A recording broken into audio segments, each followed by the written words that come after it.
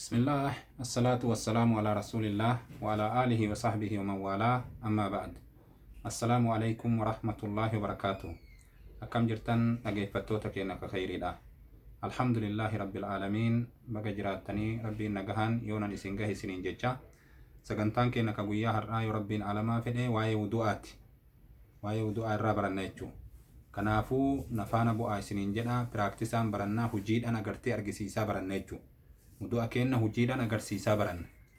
Rabbiin subhanahu wa ta'ala يا أيها الذين آمنوا إذا قمتم إلى الصلاة فاغسلوا وجوهكم وأيديكم جل ربين كنا الله سبحانه وتعالى أكسم نبين كنا صلوات ربي وسلامه عليه ما ننجد نمتجا صلاة بلس النبي كنا عليه الصلاة والسلام فقال لمسيء الصلاة فتوضأ كما أمرك الله أكرب بين سأججت أجرتي وداد وجدين رواية أبي داود في ترمذي في بيهقي في قسم ابن خزيمة لين باسنين كيست نبين كنا عليه الصلاة والسلام أكنا جدين أكما ربين إتسي أجج سنتي وداد وجدين دوبا إن شاء الله تعالى ودو نبي كنا أجرتني أكاتا نبين كنا تودأتي أكاتا إرى أجرتي نقلي قد أمين وفود أمي سنتي أكاتا قم حديثا نتنوريها تسنتي هجير أن تسيني الرآن كان إن شاء الله تعالى ودأ الناججو kanaafuu nafaana buutan insha Allahu ta'ala. Kunoo bishaan illee fidadhee jira. Kuni bishaani. Duuba bishaan akkanaa kana nabiin keenya alayhi salaatu wassalaam tokkoon keessa yeroo hirriba irraa dammaqe akka bishaan kanatti harka naqee jedhe. Bishaan kanatti harka naqee akka irraan fudhannee jedhe. Maaliif jennaan harki isaa bakka bulteen beekuu jedhe.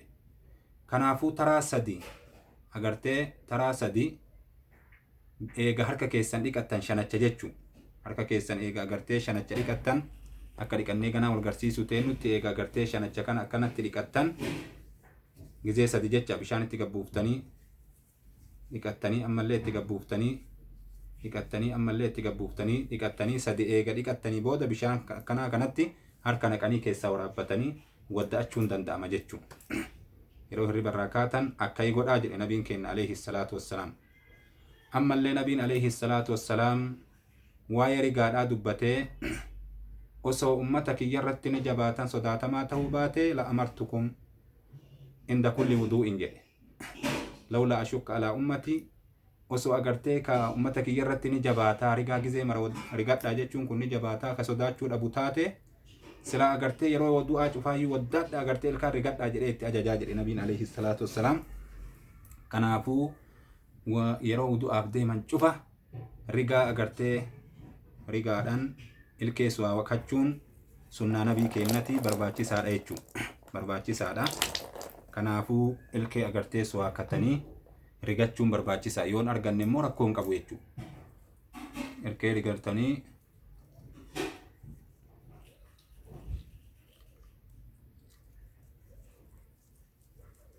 sunnaan nabii keenyaa akkana jechuudha. arraba illee ni rigan.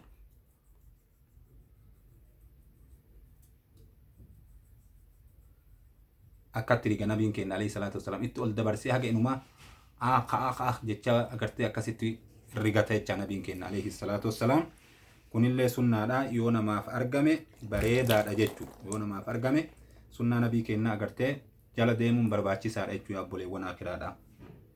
Tokko kana أما أغرتني ترتيب وضوءات سينا نفانا ديمتن بسم الله جزء إيقلو نمني أغرتي وضوء إيسا جزء إيقلو بسم الله جدي إيقلون بسم الله جدي إيقليتشو مكا ربي لهانيتي إيقلن دوبا أما أغرتي حرك إيسا شنچ جتشون وان أسي قدي كنان شنچ جدن غنا كنان كان ديكتا جتشو كان ديكتا دوبا أما كنو كان ديكتا akka argutti jirtanitti jechuudha.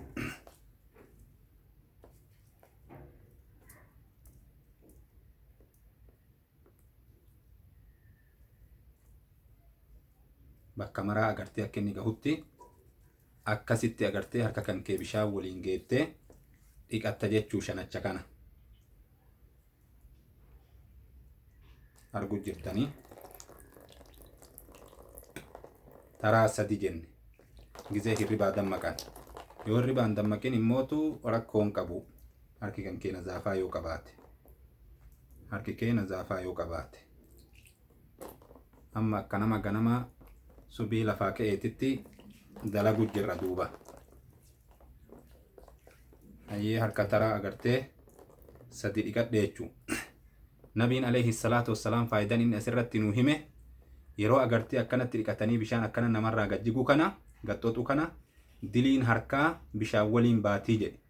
Yeroo fuula dhiqatanillee gizee agartee ka areeda irraan bishaan gajjigu san diliin agartee ka ati jaallaaltee kun agartee fuula waliin bahaa jedhe. Kati harkaan qabatte harkaan waliinii jedhe. Akkasitti agartee bishaan wudu'aa ka namarraa jigu kuni ka namarraa xoxu kun dilii sirraa fuudhee agartee bu'a jechuu duuba.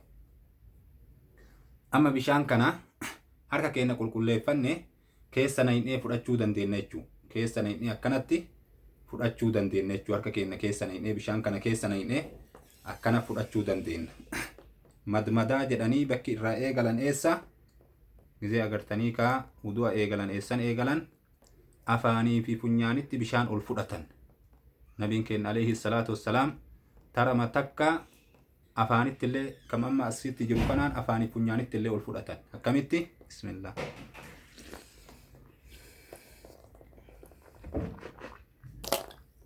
Akkana godhan jechuu.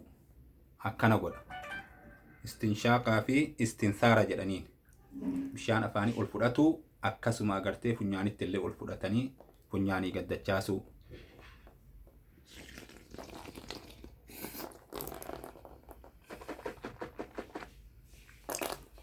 Madmadaa jechuun akkasi bishaan afaan keessa agartee godhanii akkasitti agartee dachaasuu saniin madmadaa jedhaniin. Itti deebina taraa sadi goona.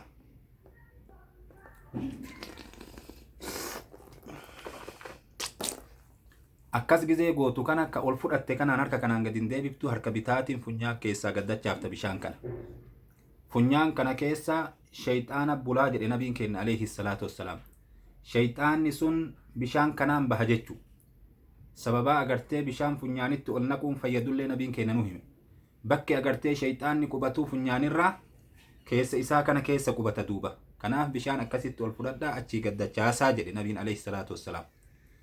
Wudu'ni karaan sahihaa nabii keenya alayhi salaatu wassalaam akkana. Karaan sahihaa akkana.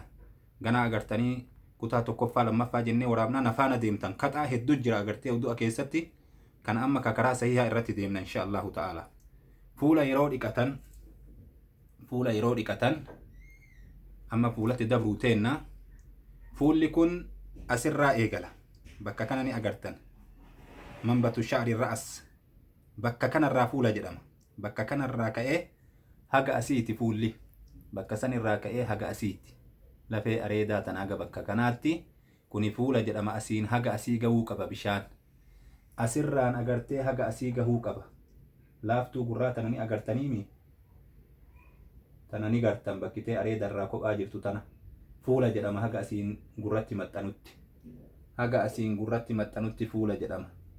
Bishaan duuba agartee kanarra akkanatti naannahee akkatti dhufuu qaba jechaadha. Kana mara wal gahuu qaba bishaan bifa saniin. Walii haa gallu. Fuulli eessa yoo siin jedhan fuulli asirraa eegala kunuu bakka agartee rifeensi mataadhaa irraa biqilu tana ni gartan tana. Bakka san irraa eegalee haga asiitii jedhan duuba. Haga asiiti. Gamaa gamanaan hoo asiin haga gurra kanatti dhufutti. Haga asiin gurra tuqutti jecha. Haga asiin deebi'ee agartee asiin haga gurra tuqutti. Akkasitti haga gurraa asiin haga asii. Kana wudu'ni. Itti seenne agarra insha Allahu ta'ala. Gizee wadda'atan duuba istinshaaqa goone ka agartee afaanii fi funyaanii goone agartan san. Amma kun ka gama fuulaati jechuu. Fuula kana akkamitti dhiqatan?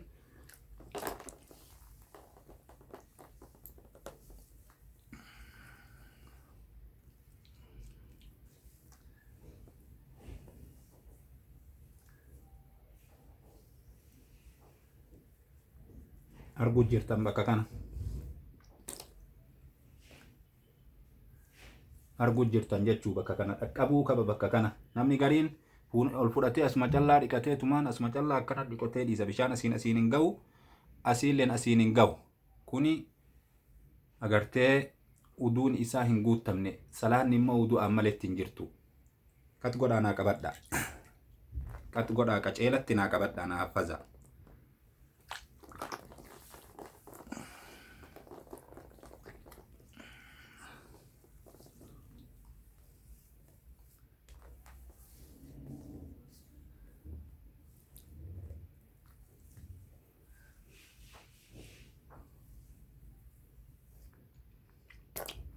wudu'ni akkana jechuu lama godhe amma sadaffaaf deema.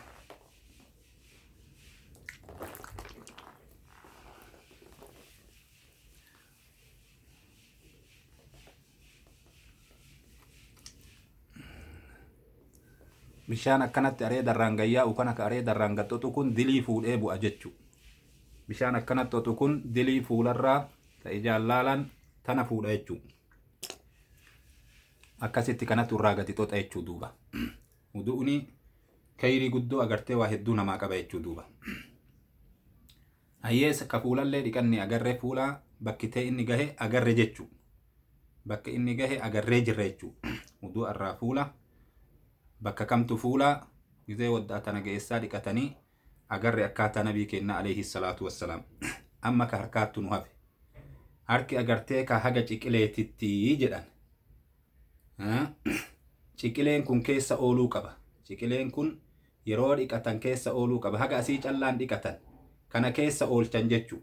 kuni keessa ooluu qaba jechuu. kuni keessa ooluu qaba gizee dhiqatan kuni keessa ooluu qaba. bureedhaan fa akkana ol dheeressaayyuu kuni keessa ooluu qaba yeroo dhiqatan bishaan. harka yeroo dhiqatan kuni keessa ooluu qaba. akkamma wadda'annee wal garsiisuu teennutti insha Allahu ta'ala. kunu amma bishaan harkaa fudhadhe akkatti dhufa jechuu. kunu ni gartaniimi. kuni akkanatti ciqileen kun akkatti dhiqama duuba. irra naanna'uu qaba bishaan ciqilee kanarra. ma'al mirfaqeeyni jechuu. ilal mirfaqeeyni sun ma'al mirfaqeeyni jechuu hadiisichi akkasit dhufe. arguu jirtan jechuu. tayyib.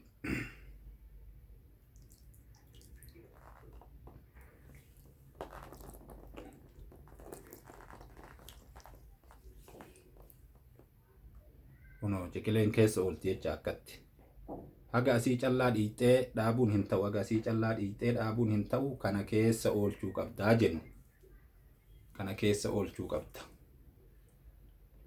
hayyee dura harka mirgaa dhiqanii yookaan harka bitaatilleen ka'ee galtu taate dhoowwan hin jiru jedhanii alaa kulli haaliin tartiibni nabii keenyaa akkanuma.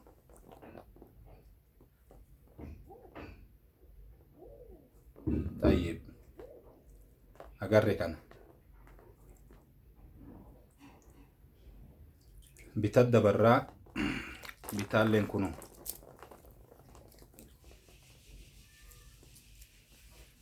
wanni akka sa'atii yoo jiraate jalaa siisanii irra naannessan jechuu. wanni akka qubeellee yoo jiraate akkana godhan.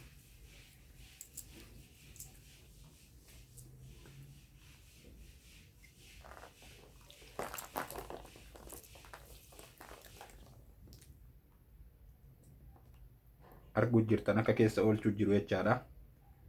akka keessa oolchuutti jiru arguu jirtan. wajazaakumullahu khayran.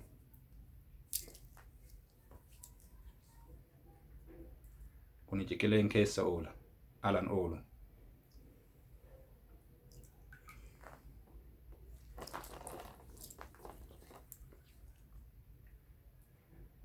ciqileen keessa oola. bakki marti wal gahuu qabammoo bishaan akkana geessine kanallee ka harkaa. amma mataa haqutu jira. mataa haqutu jira. mataa kana yeroo haqan eessarraa haga eessaa haqan waan jedhan bakka mataan irraa bahu rifeensi jalqaba kanaan irraa bahu kanaarraa eegalee haga dhuma agartee bakka tanaatitti haga dhuma agartee bakka rifeensi mormaa itti bahu kanatti asirraa eegalee haga asiiti. duuba kanaallee agartee ceekuu irratti bakka itti dhaabbatu qaba. kunu bakka itti dhaabbatu qaba. yoo isin mul'atte bakka itti dhaabbatu qaba. haga achii gad dabarsan. mee fakkeenya agartee haa agarsiifnu duuba hojiidhaan. bishaan xiqqoo isii fudhattee akkana gootee bishaan kan kee mataa kan kee asirraa eegalta. akkanumatti gadi buuftee asiin geettee tumaani akkatti ol deebifta. bishaanuma harkarratti si hafe kanaani gurra keessa baafta. quba kana gurra keessa nayxa. quba guddaa kana irra fuutee fidda. akkana goota duuba. kanaan gubbarra hayxa. kanaan immoo keessa keetta. kana keessa keetteti kana fiddee gubbarra akkanatti hayxaan. duuba mataa gisee akkasitti duubatti dabarsitee duratti ay deebtu duubarraallee as fidanii asii duubatti deebisuullee ni jira akka lachittuu ni jira riwaayaan sahiha. duuba yeroo akkana gootu kana namni gariin agartee mataan isaa rifeensi amma dubartii fa'aa yoo taate garii isii ka rifeensi isii mul'ii ga'u jira garii isii ka agartee irra gabbuu duyda irra gabbuu jira. duuba rifeensa kana guutuu haqamu akkam godhan jennaan warri ulamaa waan jedhan baguma agartee ka asirraa bakkitee agartee rifeensi margu hundeen rifeensaa agartee ka irraa biqilu saniin gayettee achi ol deebifti hagasuma godhan jecha namni rifeensi isaa dheeraa hagasuma malee achi bira gaddabarsuu miti duuba haguma achiitiin gaanii achirraa ol deebisuu santu shartii jedhan. akkana wuduu'ni nabii kennaa alayhi salaatu wassalaam karaan nabiin kenna ittiin wadda'ate. duuba akkaataa biraa ka xaa'aa ka agartee dogongoraatu jira ka immootu agartee kana malee waan biraa ka irraa dubbannu hedduu jira. amma kana insha Allahu ta'ala kutaa tokkoffaa godhanne ka itti aanuun keessatti yoo rabbiin alamaa fedhe akkaataa agartee ka xaa'aa ka namni agartee dogongoraan namni gizee hedduu dalagu ka namni argu kana mara insha Allah irraa dubbachuu teenna. haga agartee yoo dubartiin fooxa mataa hidhattee jiraatte akkamii gubbaa hayti namni agartee dhiirallee yoo amaaman hidhatee jiraate amaamaa san hiikeettiniin agartee ka mataa quyyisamu amaamaa gubbaan quyyisa waan jedhamuufi dubartiillee yoo mataa hidhattee jiraatte mataa san gubbaan agartee quyyiftimoo gubbaadhaan mataa san haytimoo ni hiiti waan jedhu kana maraa ganaa itti deemnee irraa dubbanna. akkasuma kaalsii gubbaa haqutu jira bifa kamiin hakan kophee gubbaa haqutu jira kophee akkamii gubbaa haquun ta'a kophee akkamii gubbaa haquun hin taane kaalsii akkamii gubbaa haquun ta'a kaalsii akkamii gubbaa haquun hin taane akkasuma agartee afaanitti ol fudhachuu fi funyaanitti ol fudhatuun amma dalayne kun sunnaa moo waajiba irraayi waan jedhu sunna agartee kaawwannaa kana keessa istihbaabaa fi agartee ka waajiba jira waan kana mara ganaa tartiiban kutaa itti aanu kana kutaa tokkoffaa godhanne كت آنو اللي أكست ديبنا نفانا بو عايسنين جدا وجزاكم الله خيرا بارك الله فيكم الراب درسين كينا أسمن وهبا السلام عليكم ورحمة الله وبركاته مع السلام إلى اللقاء.